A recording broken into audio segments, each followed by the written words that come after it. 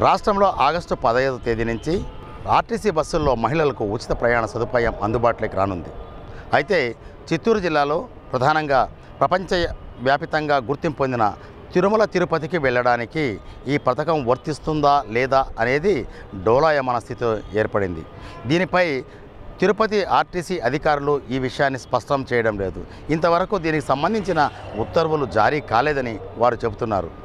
వాస్తవానికి టీటీడీ ఆధ్వర్యంలోనే కొండ బస్సులు గతంలో తిరిగేవి.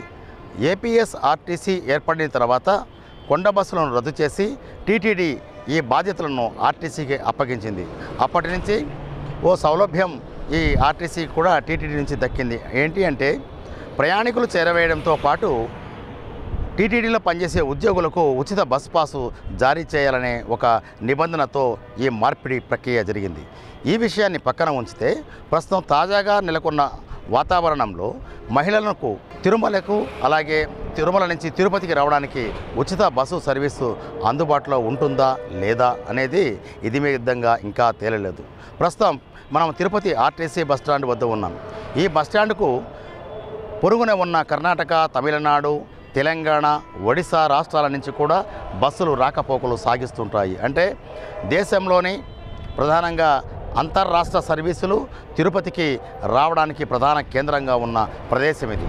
ఇక్కడ మనం గమనిస్తే పల్లె వెలుగు బస్సులతో పాటు ఎక్స్ప్రెస్, డీలక్స్ అలాగే ఎలక్ట్రికల్ బస్సులు కూడా అందుబాటులో ఇక్కడ ఉన్నాయి. ఈ బస్సులను మనం ఒకసారి పరిశీలించిన తర్వాత ప్రధాన విషయంలోకి వస్తే తిరుపతికి అలాగే తిరుపతి నుంచి తిరుమలకు ఏపీఎస్ ఆర్టీసీ తిరుపతి నుంచి సుమారు రోజుకు 1350 ట్రిప్పులు తిరుగుతోంది. అంటే 335 బస్సులు తిరుపతి, అలిపిరి, తిరుమల, మంగళం, పుత్తూరు, సత్యవేడు, శ్రీకాళహస్తి డిపోల నుంచి బస్సులను తిప్పుతున్నట్లు APSRTC Tirupati regional manager Jagadish Federal Andhra Pradesh ప్రతినిధులకు చెప్పారు. ఇదిలా ఉంటే ఉచిత బస్సు అమలులోకి రాకముందే బస్సు కండిషన్లను సిద్ధం చేయడానికి ఈపాటికే అధికారులు సమాయత్తమయ్యారు. అంటే ఇక్కడ ఒక విషయం మనం స్పష్టంగా గమనించవచ్చు. తెలంగాణ అంతకుముందు కర్ణాటకలో జరుగుతున్న పరిణామాలను దృష్టిలో ఉంచుకున్న ఏపీఎస్ఆర్ అధికారులు ఉచిత బస్సు సర్వీస్ అనగానే సామర్థ్యానికి మించి ఎక్కే ప్రయాణికుల వల్ల బస్సు ఆ భారం మోస్తుందా లేదా అనే విషయంలో అన్ని డిపోల్లో బస్సుల కండిషన్లను పరీక్షిస్తున్నారు. ఈపాటికే కొన్ని బస్సులను సిద్ధం చేసినట్లు తిరుపతి ఆర్ఎం చెబుతున్నారు. వాస్తవానికి ప్రస్తుతం తిరుపతి, తిరుమల మధ్య తిరుగుతున్న 1350 సర్వీసుల ద్వారా రోజుకు 47 లక్షల రూపాయల ఆదాయం వస్తున్నట్లు ఆర్ఎం జగదీష్ చెబుతున్నారు. అంటే ఉచిత పథకం అమలు చేయడం వల్ల ఇందులో సగం వంతు ఆదాయం తగ్గిపోవడమే కాకుండా రాష్ట్ర ప్రభుత్వానికి భారం పడే అవకాశం ఉందని అధికారులు అంచనా వేస్తున్నారు.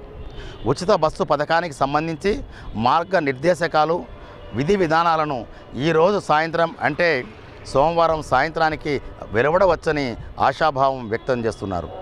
ఏది ఏమైనా తిరుపతి, తిరుమల మధ్య ఉచిత బస్సు సర్వీసు ఉంటుందా లేదా అనేది ఇంకొన్ని గంటల్లో తేలే అవకాశం ఉన్నట్లు చెబుతున్నారు.